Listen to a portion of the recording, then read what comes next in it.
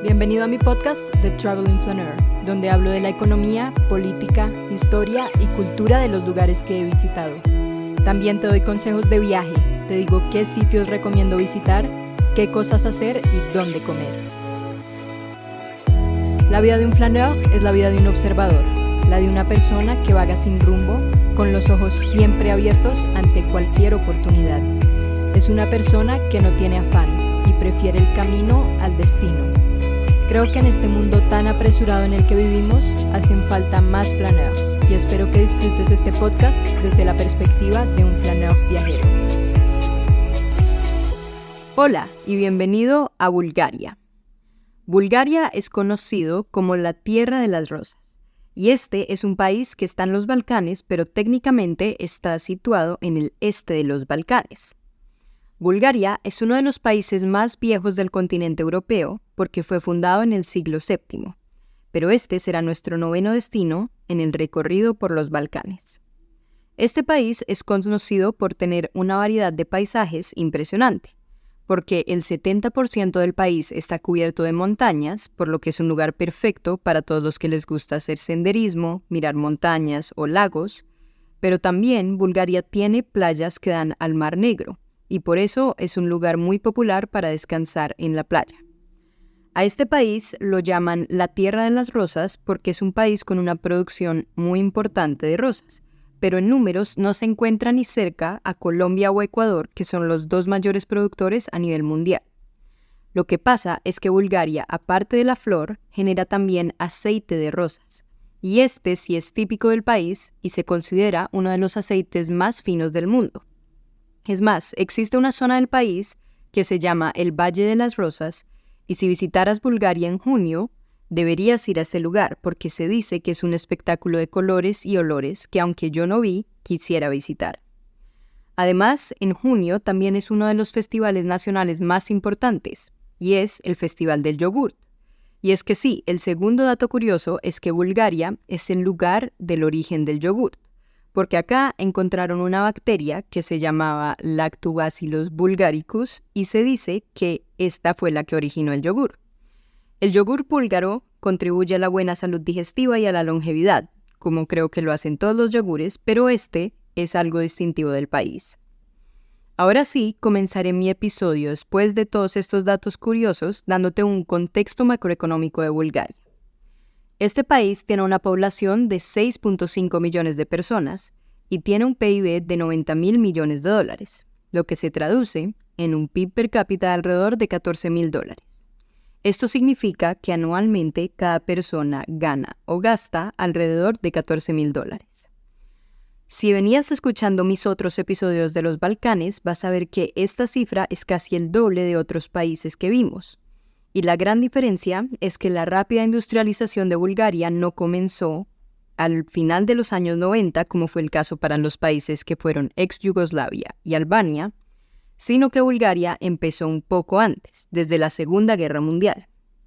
Sin embargo, ellos no están a los niveles de Europa Central porque Bulgaria estuvo bajo el régimen comunista durante la Guerra Fría. Y solamente con la caída del muro de Berlín y la caída del comunismo, Bulgaria dejó el comunismo atrás y empezaron a buscar la estabilidad económica con instituciones financieras internacionales y otras reformas que llevaron a controlar la inflación y la economía.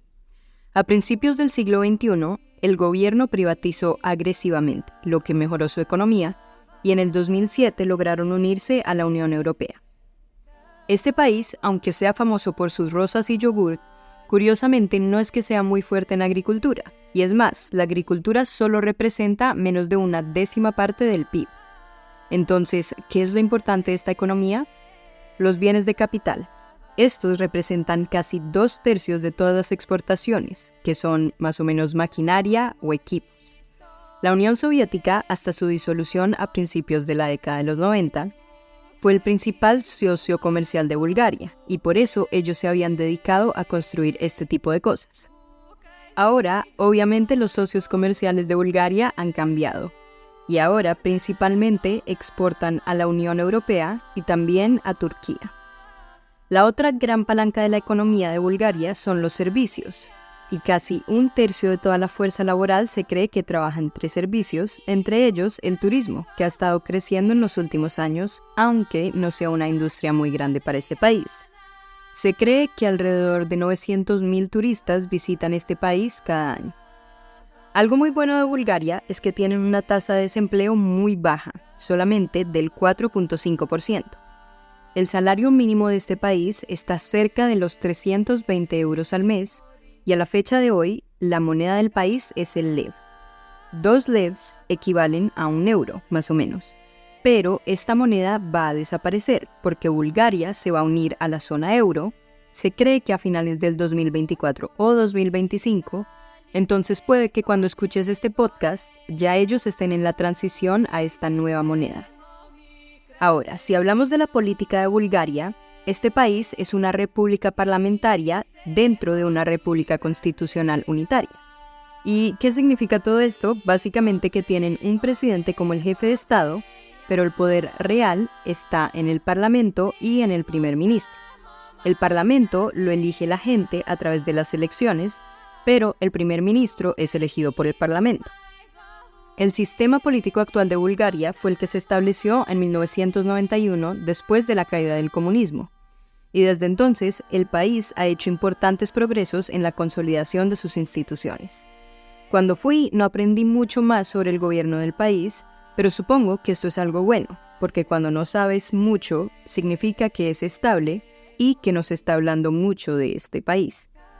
Con respecto a su política internacional, Bulgaria hace parte de todas las organizaciones grandes, como la OTAN, la Unión Europea y, como te dije, pronto de la zona euro.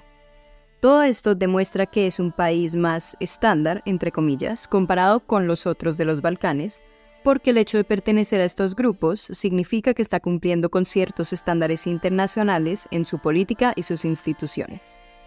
Ahora pasemos a lo más interesante, que sería la historia de este país. Ryan Reynolds here for, I guess, my 100th Mint commercial. No, don't. I mean, honestly, when I started this, I thought I only have to do like 4 of these. I mean, it's unlimited premium wireless for $15 a month. How are there still people paying 2 or 3 times that much? I'm sorry, I shouldn't be victim blaming here. Give it a try at mintmobile.com/save. Whenever you're ready. $45 upfront payment equivalent to $15 per month. New customers on first 3-month plan only. Taxes and fees extra. Speed slower above 40 gigabytes. See details. My dad works in B2B marketing. He came by my school for career day and said he was a big ROAS man. Then he told everyone how much he loved calculating his return on ad spend. My friends still laugh at me to this day. Not everyone gets B2B, but with LinkedIn, you'll be able to reach people who do. Get a $100 credit on your next ad campaign. Go to linkedin.com/results to claim your credit. That's linkedin.com/results. Terms and conditions apply. LinkedIn, the place to be, to be. Bulgaria tiene una historia muy antigua, pero como te dije, se cree que es una de las más antiguas incluso de toda Europa. En la Edad de Bronce, aproximadamente en el año 3000 a.C., estas tierras estaban habitadas por las tribus tracias. Los tracios fueron eventualmente expulsados o absorbidos por las colonias griegas, persas y romanas, pero rastros de su cultura permanecen en algunos monumentos dedicados al culto del caballo y en la tradición de los mumers, que es en búlgaro el kuker. Todo esto sobrevive aún en el suroeste de Bulgaria. Durante la época romana, Bulgaria estaba dividida entre las provincias de Moesia, que era al norte de las montañas Balcanes, y Tracia, que era al sur de los Balcanes, y básicamente estaba atravesada por la principal ruta terrestre del oeste al Medio Oriente, que como te dije se cree que es la ruta que atravesaba y por eso es que es un lugar tan importante. Cuando tú visites vas a ver que hay muchas ruinas romanas que aún se conservan e incluso existe una ciudad que se llama Nesebur, y ahora es Patrimonio de la Humanidad de la UNESCO, pero porque fue una colonia griega en el siglo IV a.C. Así de antiguo es este país. Y acá, similar a otros países de los Balcanes, estuvo el Imperio griego, el romano, el bizantino, pero la gran diferencia es que cuando ellos vencieron al Imperio bizantino, los búlgaros, liderados por Khan Asparuh, fundaron el primer imperio búlgaro en el año 681. La capital original se llamaba Pliska, y ésta se empezó a convertir en un centro político y militar, y el imperio se empezó a expandir. Después, bajo el liderazgo de Khan Krum, Bulgaria empezó a expandirse aún más y derrotó incluso a los bizantinos y a otros enemigos.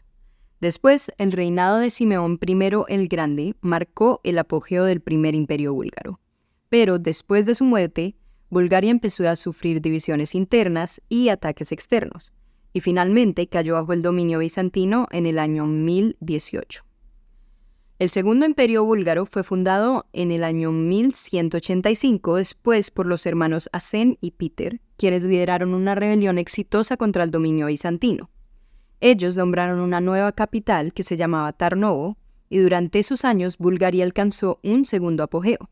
Pero a finales del siglo XIV otra vez tuvieron invasiones, en este caso fueron romanas, y debilitaron al imperio, que finalmente cayó en el año 1396. Y después de esto, iniciaron casi 5 siglos de dominio otomano, similar a la historia que veníamos escuchando en otros países de los Balcanes. Y después de estos 500 años, más o menos, en 1878, se firmó el Tratado de San Estéfano, en donde se declaró que el territorio búlgaro era autónomo bajo una soberanía otomana, pero el Congreso de Berlín redujo significativamente el territorio. Esto no les gustó y en 1885 Bulgaria se unificó con Rumelia Oriental y en 1908 el príncipe Ferdinand declaró la independencia completa, proclamándose zar del Reino de Bulgaria por tercera vez. Entonces esta fue la tercera vez en la que el país se estaba fundando oficialmente. A partir de ese momento, Bulgaria solo intentó expandir su territorio más y más con varias guerras, incluyendo las guerras balcánicas y la Primera Guerra Mundial, pero fueron derrotados en ambas. Y el Tratado de Neuilly en 1919 los llevó a grandes pérdidas territoriales y económicas. Después, durante la Segunda Guerra Mundial, Bulgaria estuvo aliada con las potencias del eje, pero evitó enfrentamientos directos con la Unión Soviética. Y en 1944, con el avance del Ejército Rojo, Bulgaria cambió de bando y declaró la guerra a Alemania, abriendo camino a la era comunista. En 1946, todos los comunistas empezaron a tomar el poder con el apoyo soviético, y se proclamó la República Popular de Bulgaria. Durante el régimen comunista, Bulgaria siguió políticas de colectivización y nacionalización que estaban alineadas, por supuesto, con la Unión Soviética. Y estuvieron todos estos años siguiendo políticas comunistas, pero después, en 1989, con la caída del comunismo, pasaron a una transición a la Bulgaria actual, que se podría decir, entre comillas, la quinta Bulgaria. Durante la década de los 90, Bulgaria empezó a implementar todas las reformas económicas significativas que te conté, que incluían la privatización de las empresas estatales y la liberalización del mercado. Y con esto se unieron a todas las alianzas europeas y occidentales, como la Unión Europea. Bulgaria es hoy un país que es lleno de cultura, y aunque se parece al resto de los Balcanes por haber tenido los mismos imperios como el romano, el bizantino y el otomano, su mayor diferencial del país va a ser la era comunista y la enorme influencia de la Unión Soviética en este país. La gran mayoría de Bulgaria es, por ejemplo, de cristianos ortodoxos, y sus iglesias se parecen mucho a las que podrías encontrar en Moscú o en San Petersburgo. Para mí, los 3 elementos que más destaco de la cultura búlgara hoy en día serían su música y danza, sus artesanías y su arquitectura. Por un lado, la música búlgara folclórica es famosa, y sus danzas típicas, como el oro, son una parte importante de las celebraciones y festivales. La música tradicional tiene instrumentos como la gaita, el tambura y el cabal, y tanto mujeres como hombres tienen unas prendas distintivas para los bailes, y son muy bonitas y venden muñecas incluso con este tipo de baile típico. Eso me recordaba un poco a la cumbia en Colombia, en donde las mujeres tienen una prenda específica para bailar. Por otro lado, algo que también destacaría son las artesanías, que son muy famosas, y en especial los bordados búlgaros, porque son conocidos por ser hechos a mano y tienen patrones geométricos con muchos colores vivos. Y casi todos los trajes folclóricos que te venía mencionando normalmente van a tener este tipo de bordados, y cuando fui también compré uno de souvenir. Finalmente, la arquitectura sería lo último, que es lo más impresionante, porque en Sofía vas a ver una mezcla de arquitectura entre otomana, romana, soviética y moderna que es muy divertida. Y las iglesias y monasterios ortodoxos que vas a ver también son impresionantes, tanto por fuera como por dentro. Para cerrar el episodio te voy a dar unos consejos de viaje que debes saber para visitar Bulgaria. Primero, ¿cuánto tiempo deberías visitar? Yo solamente fui por 4 días, en un fin de semana largo, y aunque fue muy poco tiempo, fue lo suficiente para explorar Sofía y unos lagos cercanos. Si me hubiera quedado más, probablemente no habría visitado más ciudades, sino que habría aprovechado para visitar más montañas y más lagos. Pero lo bueno es que si quisieras visitar solamente Sofía y sus alrededores, este tiempo me pareció suficiente para hacerlo. Con respecto a la seguridad, este es un país seguro. Acá también viajé sola y no tuve ningún inconveniente. Con respecto al transporte, yo llegué en avión con Ryanair y pagué el tiquete más barato que he pagado en toda mi vida por este vuelo.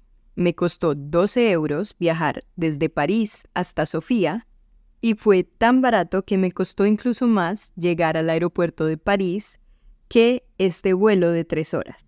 Entonces, si vas a algún lugar en donde vendan tiquetes de Ryanair, puedes intentar revisar los vuelos que tengan a Sofía, porque te van a salir muy baratos y como te dije, es una muy buena opción para visitar en un fin de semana largo o en un festivo. En mis próximos capítulos te voy a llevar a un recorrido por este país, mostrándote un poco de sus ciudades y un poco de sus paisajes naturales. Espero que después de escuchar este episodio conozcas un poco más sobre la cultura, historia y destinos de Bulgaria. Comenta qué fue lo que más te sorprendió. Comparte mi contenido con alguien más que le encante viajar. Déjame un review para saber qué tal te parece mi podcast y te espero la próxima semana para visitar la capital, Sofía. ¡Buen viaje!